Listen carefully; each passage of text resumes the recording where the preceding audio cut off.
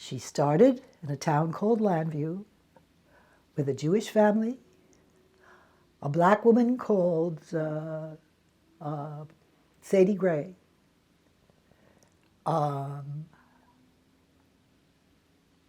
there was another family, a Wolick family, a Polish family, and the Lord family, which was going to be the star of the show. She was going to be the Victoria Lord, part of the Philadelphia main line. That was the storyline that was going to be a little more important than everything else, but all these other storylines were going to be important too. The black woman, and who was played by Lillian Heyman, who was going to be the head of the housekeeping at Llanview, had an apartment in the same building as Anna Wolick, who was the Polish family, and they'd talk from time to time. And as things worked out, she had a daughter, Clara, who had died. And they became very good friends and talked whatever and so on. Okay. 4 months into the show, 5 months into the show. Oh no, well, almost immediately. The story was going to go a month or so into the show. A woman came to town who was a mystery. Everybody knew she was important because she was on almost every day of the week. So they knew that she was going to be some kind of major story, but they couldn't figure out what she was going to be because she wasn't the usual blonde, blue-eyed, leading female. She looked very exotic. And she had this exotic name, Carla Benari. What's that? What's more interesting, she lived in this cruddy apartment, this shabby apartment, with all these pictures on the wall from movie posters and Sarah Bernhardt and this, But when she was having a nervous breakdown, and she was going to the doctors. When she got dressed to go to the doctors, she would emerge from that place like a butterfly. She was very, very glamorous and what have you and so on. And she'd go to this drop-dead gorgeous #1 guy, a doctor played by Robert Milley, gorgeous white doctor who started falling in love with her because of her neediness and her glamour and all this. And he was so worried about her that he wanted to make sure that what's going wrong with her is all in her mind and it's not pathological. So he put her in the hospital in hopes of having a whole set of tests made to make sure she wasn't suffering from a physical something. And she falls in love with a black intern. Well, in the world of the soap opera, a white woman falling in love with a black man, people started looking at that soap opera because they were saying, this is something new. We better see where it's going. So she played that triangle for about 3 or 4 months.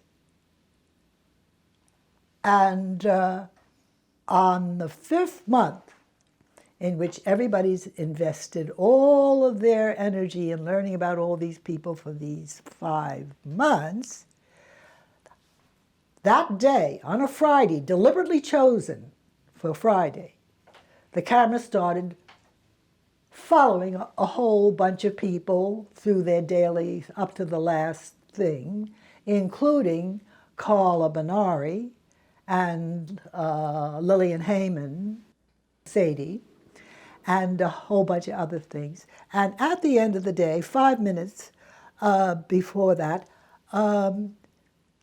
Sadie and Carla Benari meet in front of Anna Wolick's door. She's visiting her neighbor. She's going there for some other reason. They stand there and they look at each other, and Sadie looks at me and she says, "Clara." And I say, "Mama." Cut to black. Well, everybody got on the phone that week. Did you see that Friday? She's Clara, that dead girl that was supposed to. Oh, everybody, that business of pulling the rug out and turning it upside down. So the world checked in on Monday to get the backstory. The backstory was that she was an actress and she wanted to be a big star, and she went to the bright lights in the big city and found out nobody could give a damn. And Also, it wasn't helpful to be black, so she started passing for white. And that didn't do too well either, and she ended up on some lousy bus and truck tour that had come back to town. That's why the place was so shabby.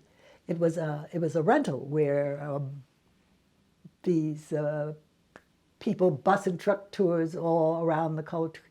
So she hated what she'd been doing. She felt revolted by it. That's part of the reason why she was having the nervous breakdown. And she wanted to stay. So she let somebody else take her part, and she started going to the doctor to get herself back in shape so that she could finally look up her mother and make nice finally and say, I'm sorry, Mommy, and whatever, and so on, and blah, blah. So that's the backstory. But, oh, brother, that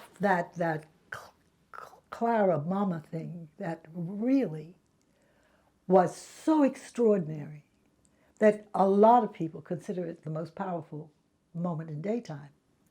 And that's because Agnes Nixon was a genius. She was, like I said, she was the matrix of the cross between, oh, that's a white guy, oh, that's a black guy, oh, who is she that she's getting in? And the people who were angry when they thought she was a white woman seeing a black man, when they found out she was black, they were worried about she was a black woman getting engaged to a white guy. And everybody was going through all of their making adjustments, and it was absolutely crazy. But that's how brilliant she was. That was one of the most brilliant, for my money, it's the most brilliant use of the serial form in the history of the world.